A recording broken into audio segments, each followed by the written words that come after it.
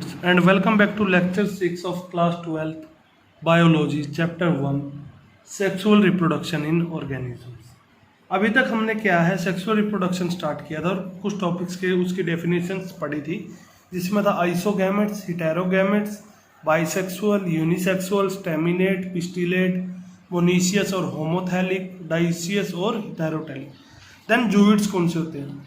जूइड्स basically asexual reproduction में पाए जाते हैं, लेकिन डेफिनेशन के लिए मैं आपको बता रहा हूँ कि वो इंडिविजुअल या ऑर्गेनिज्म जो क्या है कॉलोनी बनाकर रहते हैं, ठीक है जी, उन्हें क्या कहते हैं? जूइड्स। देन ह्यूमंस में एक चीज़ आती है बच्चों जिसे कहते हैं मेंस्ट्रुएशन साइकिल, ठीक है जी, मासिक माह या मासिक क्रम, ठीक है। उसमें क्या होता है कि जो प्लेसेंटल मैमल्स हैं उनमें क्या है रिप्रोडक्टिव फेज के दौरान कुछ चेंजेस आने लग जाते हैं, कुछ बदलाव आने लग जाते हैं, ठीक है जी। तो जो उनके हार्मोन्स है जो इन बदलावों को कंट्रोल करते हैं वो क्या, उनकी जो ओवरीज की और एसेसरी डक्ट्स की जो एक्टिविटीज़ है, ठीक है जी, हमारे अंदर जो टेस्टिस हैं उनकी जो एक्टिविटीज़ है और फीमेल्स में जो ओवरीज है उनकी एक्टिविटीज़ में क्या करते हैं, वो चेंजेस, हार्मोनल चेंजेस ला देते हैं, ठीक है जी, हार्मोनल चेंजेस ला देते हैं। और इन हार्मोनल चेंजेस को जो फीमेल्स के अंदर, फीमेल की ओवरीज में जो हार्मोनल चेंजेस आती हैं इसे हम मेंस्ट्रुएशन साइकिल कहते हैं, मेंस्ट्रुअल साइकिल कहते हैं, ठीक है जी। तो मेंस्ट्रुएशन साइकिल क्या है? यानी ये वो साइकिल है जब क्या है, जब मैमल्स के अंदर रिप्रोडक्टिव फेज के दौरान क्या है बदलाव आने लग जाए, किसमें? ओवरी हार्मोन्स के कंट्रोल के कारण क्या ओवरीज के अंदर, ओवरीज की एक्टिविटीज, गतिविधियों के अंदर क्या बदलाव आने लग जाएंगे, तो उसे हम क्या कहेंगे? मेंस्ट्रुएशन साइकिल कहेंगे, ठीक है जी। और मेंस्ट्रुएशन साइकिल के एंड पर, आखिर में अगर ब्लीडिंग नहीं आ रही तो मतलब क्या है कि एग जो है वो फर्टिलाइज हो चुका है, जो क्या है एग फॉर्म्ड हो गया और आगे वो जाइगोट बनाने वाला है। अगर क्या है जाइगोट नहीं बनता, अगर मेंस्ट्रुएशन साइकिल के, अगर मान लीजिए 7 दिन की प्रक्रिया के खत्म होने पर क्या है ब्लड बाहर आ गया, तो क्या है एग फर्टिलाइज नहीं हुआ है। If there is bleeding at the end of the cycle then egg is not fertilise, ठीक है जी, एग फर्टिलाइज नहीं है, अगर ब्लीडिंग नहीं है तो एग फर्टिलाइज हो गया। तो मेंस्ट्रुएशन साइकिल क्या है? मासिक धर्म जिसे हम कहते हैं, ये होता क्या है कि जब भी हार्मोन्स के कंट्रोल और रेगुलेशन के कारण, ठीक है जी, जब फीमेल्स की ओवरीज में क्या है, उनकी ओवरीज में और उनकी ओवरीज की एक्टिविटीज में चेंजेस आने लग जाएंगे, बदलाव आने लग जाएंगे, तो उस साइकिल को हम क्या कहेंगे? मेंस्ट्रुएशन साइकिल कहेंगे। क्या? मेंस्ट्रुएशन साइकिल, ठीक है जी। लेकिन जब ये चेंजेस नॉन प्राइमेट्स में आते हैं, जैसे cow, sheep, rats, deer, dog, tiger etcetera, during the control of hormone, ठीक है जी। इसके आप कैसे याद करिएगा, इसको देखो मैं बताता हूँ, इसको याद कैसे करिएगा, ठीक है। During the control of hormones the cyclical changes occur in the activities of ovary and accessory ducts is known as menstruation cycle, इसको मेंस्ट्रुएशन साइकिल कहते हैं, ठीक है जी। और क्या है? During the hormonal control due to which changes are occur in the ovary, in the activity of ovary and accessory duct, ठीक है जी, in non primates then the changes are known as cyclic oestrous cycle.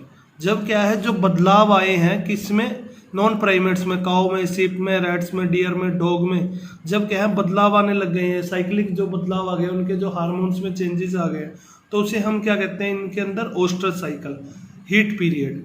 तो इसमें क्या है heat period आ जाता है, इन animals के अंदर क्या है हीट पीरियड आ जाता है, जब इनके ओवरीज के और एसेसरी डक्ट्स के साइज में और एक्टिविटीज में चेंजेस आ जाते हैं, तो they start a heat period, heat period start कर देते हैं। और हीट पीरियड स्टार्ट करने के कारण जो ओस्ट्रेज साइकिल है इसके दौरान फीमेल क्या करती है? सेक्सुअली रिस्पॉन्सिव हो जाती है और मेल को क्या है अपनी तरफ आकर्षित करती है और उसको सहमति करती है कि वो उसके साथ फर्टिलाइजेशन करे।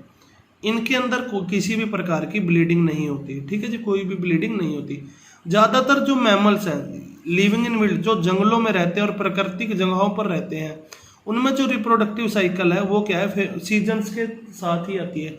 Reproductive cycles comes during favourable changes या favourable seasons, in their reproductive phases are called seasonal breeders.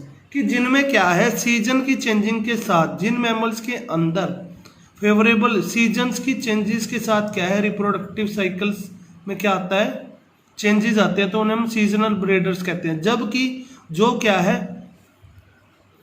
अपनी पूरी जन्म में, अपने पूरे रिप्रोडक्टिव फेज के दौरान क्या है, जो क्या कर सकते हैं, ब्रीड कर सकते हैं, रिप्रोडक्टिव एक्टिव है, जो रिप्रोडक्टिवली किसी भी टाइम फर्टिलाइजेशन कर सकते हैं अपने रिप्रोडक्टिव फेज के दौरान, उनको हम कंटिन्यूअस ब्रीडर कहते हैं।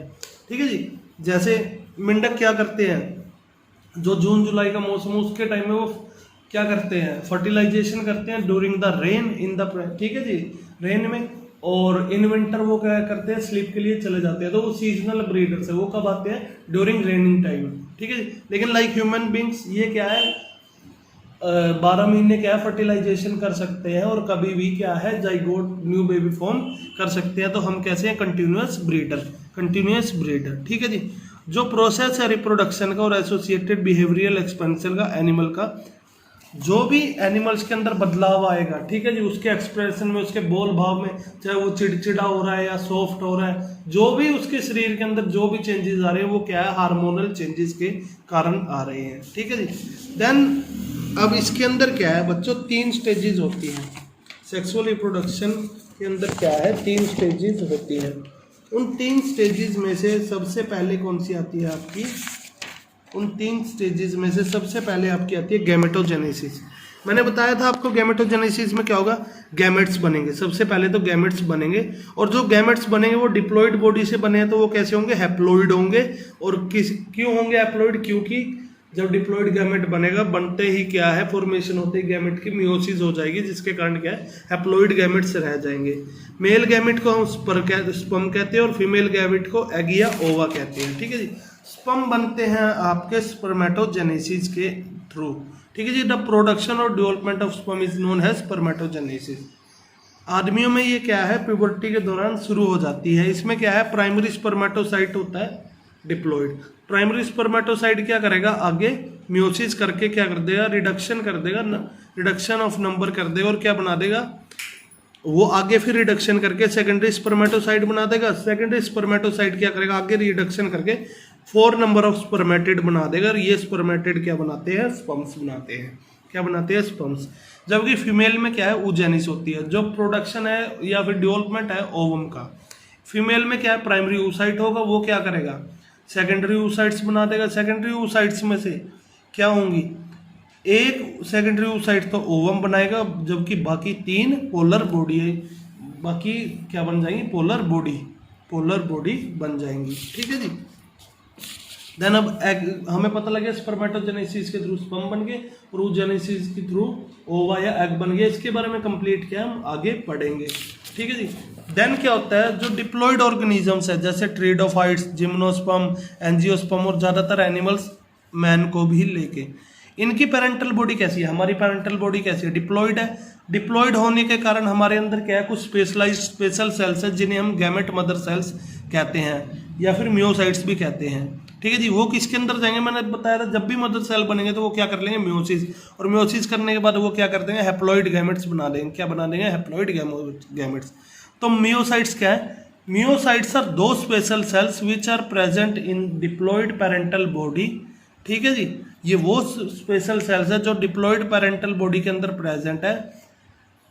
एंड ठीक है जी, मियोसाइट्स आर दो स्पेशल सेल्स, ठीक है, which undergo meiosis and form haploid gametes, जो मियोसिस में जाते हैं और हैप्लॉइड गैमेट्स बना देते हैं।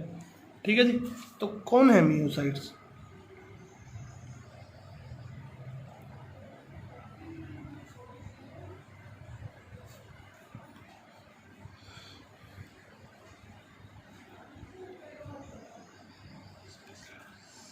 स्पेशलाइज सेल है। ठीक है जी।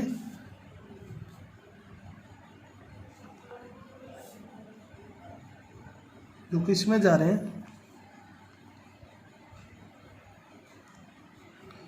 विच अंडरगोज मियोसिस, जो मियोसिस में चले जाते हैं। एंड फॉर्म्ड, और क्या बना देते हैं, haploid gamete, and formed haploid gametes. ठीक है जी। और प्रेजेंट कहाँ पे होते हैं, ये प्रेजेंट होते हैं पेरेंटल बॉडी में, इसमें पेरेंटल बॉडी में। Meiocytes are the specialised cells present in parental body which undergoes meiosis to formed haploid gamete, कि ये वो स्पेशल सेल है जो पेरेंट्स की बॉडी के अंदर पाए जाते हैं, जो क्या करते हैं, मियोसिस में करवा कर क्या करते हैं, हैप्लॉइड गैमेट्स बना देते हैं। मियोसिस के एंड पे सिर्फ एक सेट ही क्रोमोसोम क्या जा पाता है, एक किसके अंदर जाता है, एक गैमेट के अंदर। मियोसिस के एंड में क्या है, अगर मान लीजिए 2 क्रोमोसोम्स में क्या है, एक सेट में 2 क्रोमोसोम होते हैं, 23 के 2 पेयर होंगे, तो उन 46 में से एक पेयर है जो 23 का, वो ही एक गैमेट के अंदर जा पाएगा मियोसिस के कारण। ठीक है जी। देन कुछ लिस्ट है मैं आपको दिखा देता हूँ। ह्यूमन बींग्स के अंदर कितने का 46 क्रोमोसोम्स होते हैं, जबकि एक गैमेट एन में डिप्लॉइड में और हैप्लॉइड में 23 क्रोमोसोम होते हैं। हाउस फ्लाई के अंदर डिप्लॉइड के अंदर 6 होंगे, 6 का हाफ, और 12 होंगे, 12 क्या होंगे क्रोमोसोम्स, उसका हाफ रह जाएगा सिंगल में 6। रैट के अंदर 42 क्रोमोसोम होते हैं, डॉग के अंदर 78, कैट के अंदर 38, फ्रूट फ्लाई के अंदर 8, ऑफिग्लोसम के अंदर 1260। ठीक है जी। एप्पल के अंदर 34, राइस के अंदर 24, मेज के अंदर 20, पोटैटो के अंदर 48, बटरफ्लाई के अंदर 380, अनियन के अंदर 32, वीट के अंदर 42, शुगर केन के अंदर 80, काऊ के अंदर 60 और चिंपैंजी के अंदर 48 क्रोमोसोम्स पाए जाते हैं। कितने 48 क्रोमोसोम्स पाए जाते हैं। ठीक है जी।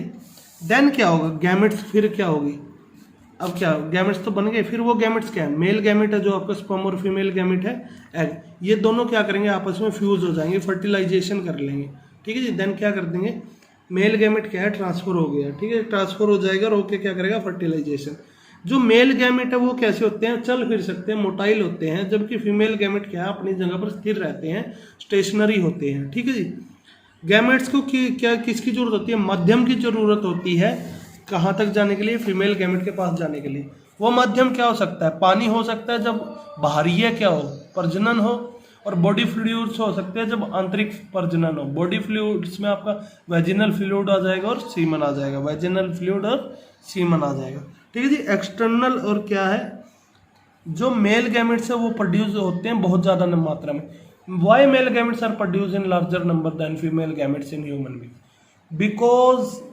Because male gametes are produced in larger quantity than female eggs, because the number of chances, because only 1 or 2 sperm is fused with egg and the number of chances of their survival is very low, so इसीलिए उनका जो survival है वो बहुत ज़्यादा कम है, और सिर्फ एक ही एग के साथ एक स्पर्म फ्यूज हो गया।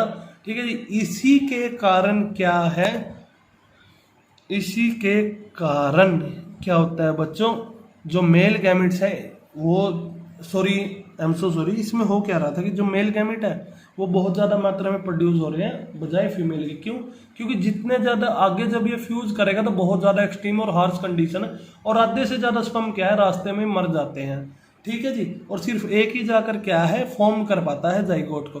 तो उन कंडीशंस में क्या है, ये क्या करते हैं, अपनी लार्ज वैरायटी को क्या कर देते हैं, प्रोड्यूस कर देते हैं, ताकि ये इजीली लुप्त ना हो। जो फर्टिलाइजेशन है, जो फ्यूजन होती है मेल और फीमेल गैमेट के डिप्लॉइड जाइगोट बनाने के लिए, उसे फर्टिलाइजेशन कहते हैं। ठीक है जी। और फर्टिलाइजेशन, जो डिप्लॉइड जाइगोट बना है उसे हमने फर्टिलाइजेशन भी कहा या फिर सिनगैमी भी कहते हैं। फर्टिलाइजेशन एक्सटर्नल भी हो सकती है और इंटरनल भी, इसको हम नेक्स्ट चैप्टर में पढ़ेंगे। सो स्टूडेंट्स, इसी के बेसिस पर आपका कल का टेस्ट आएगा। So stay safe, stay at home, have a nice day. थोड़ी सी चीज़ और देख लो जाते जाते। देन आती है पोस्ट फर्टिलाइजेशन इवेंट। इसमें एक तो जाइगोट बनेगा, देन आपकी एम्ब्रोजेनेसिस होगी, एम्ब्रोए से क्या है, बेबी आएगा। जाइगोट कैसा होगा, डिप्लॉइड सेल होता है जो किससे बना है, हैप्लॉइड मेल और हैप्लॉइड फीमेल गैमेट के फ्यूजन से बना है। ठीक है। जाइगोट ज़्यादातर क्या है, अगर वाटर के अंदर क्या है, जाइगोट बन रहा है बाहरी माध्यम में, तो उसे हम क्या कहते हैं, एक्सटर्नल फर्टिलाइजेशन। जैसे फ्रॉग में होती है, मादा पानी में अपना अंडा छोड़ देती है और फीमेल क्या करता है, शुक्राणु पानी में छोड़ देता है और अपने वो दोनों फ्यूज हो जाते हैं एग और स्पर्म, और वो क्या करते हैं, जाइगोट बना लेते हैं। तो इसलिए भी ये बहुत ज़्यादा नंबर ऑफ स्पर्म्स को प्रोड्यूस करते हैं, ताकि क्या है कि कोई ना कोई स्पर्म क्या है आगे तक चला जाए और हार्श कंडीशंस में ना मरे। अगर सभी स्पर्म पहले ही मर गए तो क्या है, कभी वो क्या है न्यू जनरेशन को आगे चला नहीं पाएंगे। ठीक है जी। जाइगोट जो होंगे वो इंटरनल होंगे, अगर बॉडी के अंदर बन रहे हैं फीमेल बॉडी के, जैसे कि मैमल्स में, तो फर्टिलाइजेशन क्या होगी, इंटरनल। एक चीज और, जाइगोट फॉर्मेशन में क्या होता है, जाइगोट फॉर्मेशन होने के कारण जब ये क्या करता है, ये इस चीज को सुनिश्चित कर देता है कि पीढ़ी दर पीढ़ी लोगों में बदलाव और विकास आता रहेगा, और ये इससे क्या है, जनरेशन चलती रहती है कंटिन्यूटी के साथ। So stay safe, stay at home students, have a nice